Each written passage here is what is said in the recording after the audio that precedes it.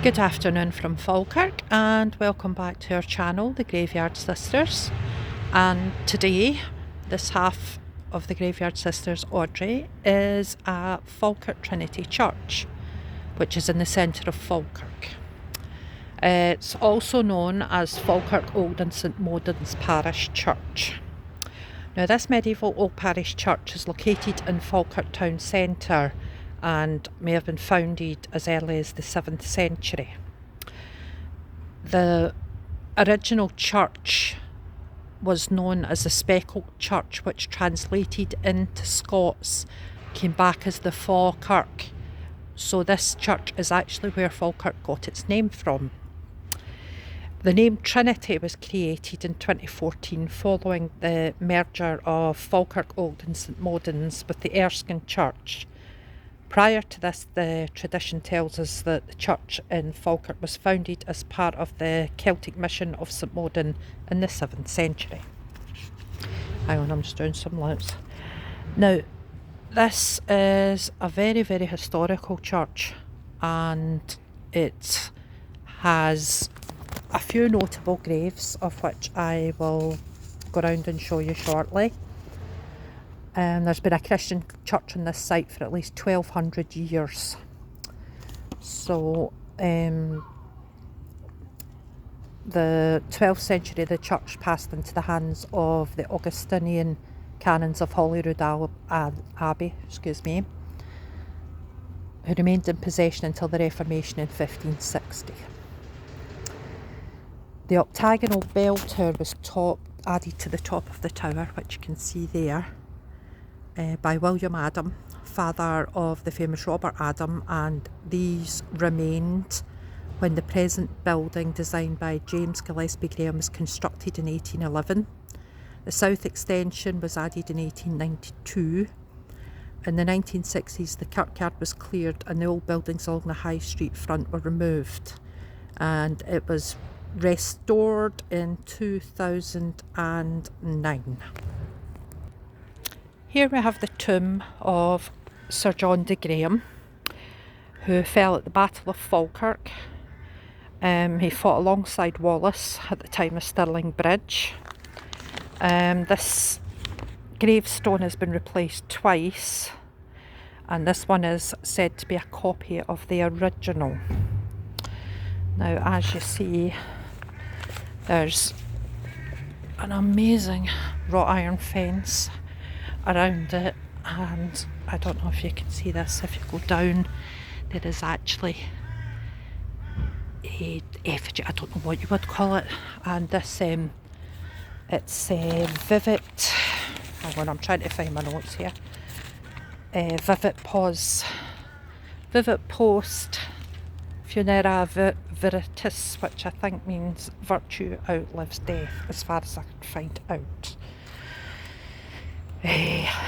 Let's have a look round the other side. Also, have a look at the sword. Isn't that amazing? Great. This is actually in the centre of Falkirk. This was erected in 1773, renewed and ornamented again in 1860. And again, the coat of arms. Now, if I walk over to here, you will find, as you can see it, is the Celtic cross. The Celtic cross was erected in memory to Sir John Stewart, and he was brother of the High Steward of Scotland, and he fell in the very first action of the Battle of Falkirk. And as he lay wounded, his men of Bute refused to forsake him, and they ringed him and were themselves cut down to a man till none survived. The brave story of the men of Bute inspired the erection of the Celtic cross in 1877, and it's very difficult to read, so I actually got a copy of it here. It says, "In memory of the men of Bute who under Sir John Stuart on 22nd of July 1298 in the battle near the Falkirk fought bravely and fell gloriously. This cross is reverently raised by John Stuart, Marquess of Bute, AD 1877.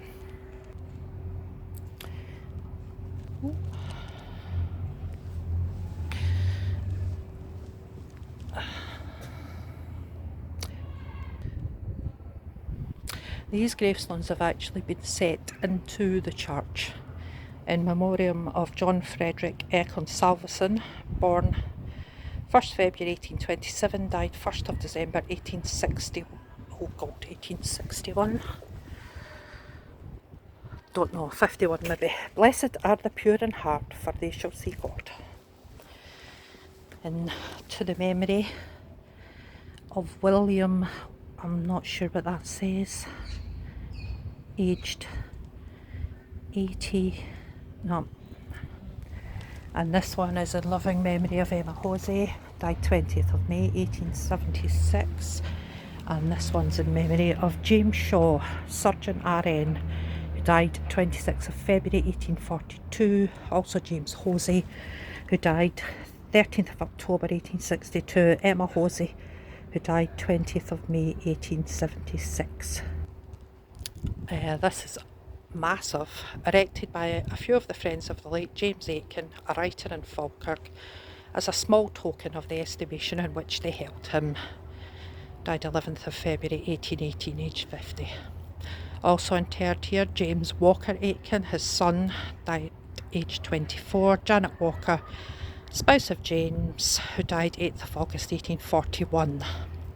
Henry Aitken of Darragh, who was a writer, died 19th February 1860, aged 60. Margaret Russell, his wife, died 15th of December 1860. And Catherine, their eldest daughter, died 15th of January 1838, aged 18 months. What a shame.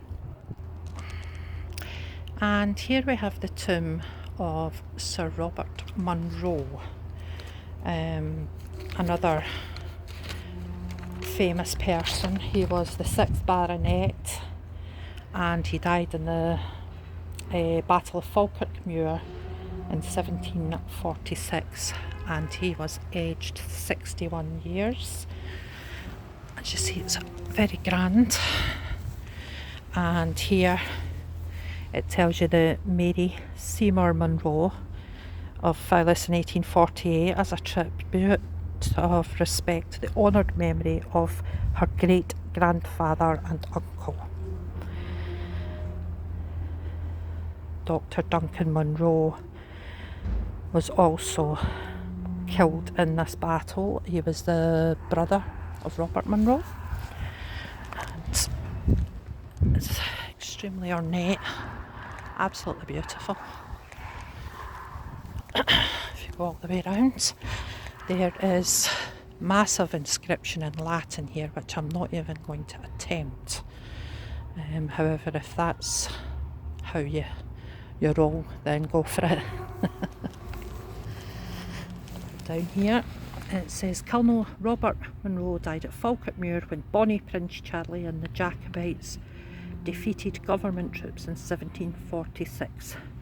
Munro's death was universally regretted even by those who slew him. There you go.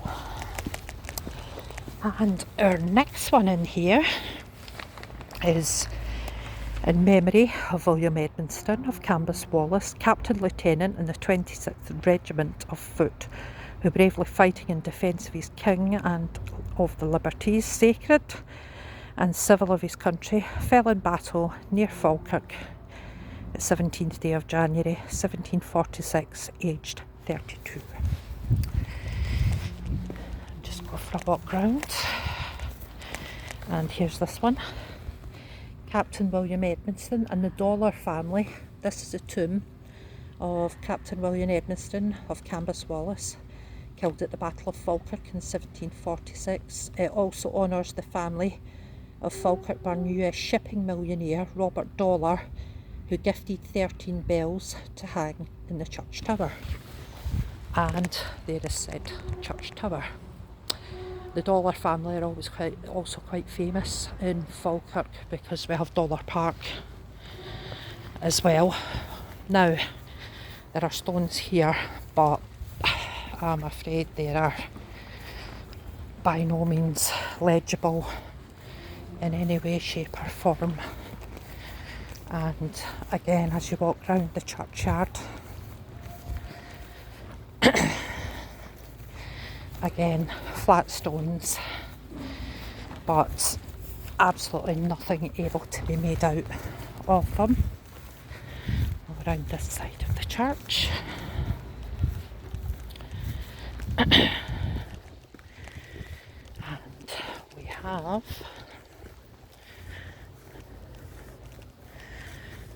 this is the burial ground of William Glenn and Jean Gray of Glenn, his widow, and Archibald Merchant, Glasgow, their eldest son, died 1842, aged 40. Also in memory of their other children, Margaret, who died in Glasgow, 14th of January 1827, aged 18. William, Lieutenant, died at Akiab, India, 23rd of December 1827, aged 22. Elizabeth, widow of Gavin Walker of Hill House Rig, Merchant, Glasgow, died 25th of February 1882. Now, this tomb is an absolute beauty. The carvings and everything on it are absolutely wonderful. I will go a little bit closer to let you see. And this is a tomb. Here lies Patrick Muirhead of Rashi Hill and Margaret Buchanan, his spouse. He died the 12th of March in the 71 year of his age, and she the 9th of April in the 59 year of her age, both in anno 1723. They were remarkable for piety and liberal in charity. By their industry they acquired plentiful estate, which they left to their grandson George Preston Younger of Valleyfield, Esquire, who in return of duty ordered this tomb to be erected to the honour of their memory. As you can see, there are some absolutely beautiful carvings on this. Angels, skulls, crossbones, bones, sleeping angels at the top. Absolutely beautiful. Again, looking here, this is several of the 29 parish ministers since the Reformation of 1560 are buried below this gravestone. And there are fragments of other gravestones, which I'm assuming in 2009 they must have then tried to preserve what they could. In Campbelltown, Alexander, that's about all I can get from that. 1856, Hamilton. Now let me see this bit. Heart you would be dumb, but that your word was said in time, and the echoes come thronging from the dead. The heart could never speak. Edward of Edwin Muir. And lastly, this is the oldest gravestone, and it is thought to be an original. Scottish hero Sir John Stewart. It was killed at the Battle of Falkirk, 22nd of July 1298. And as I said before, I think due to this, the shape of this tombstone, that they think it was original.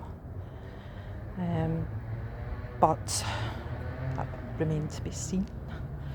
And the last wee bit that I have to let you know, if I could get my notes to stop flapping around, is the one that is over there, John de Graham.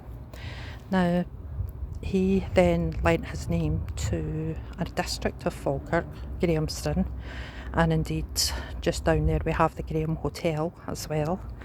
And the engraving on the top, which you can't really see because you would need to go up on the railings for it, says, "Here lies Sir John de Graham, both weight and wise, ane of the chiefs who rescued Scotland thrice. Ane better knight not of the world was lent, nor was good Graham of truth and hardiment." And on that note, thank you very much for watching. Thank you for subscribing. Please subscribe, like and comment, and I'll do my best to see if I can answer any of your questions. Have a great weekend, everybody. Bye bye.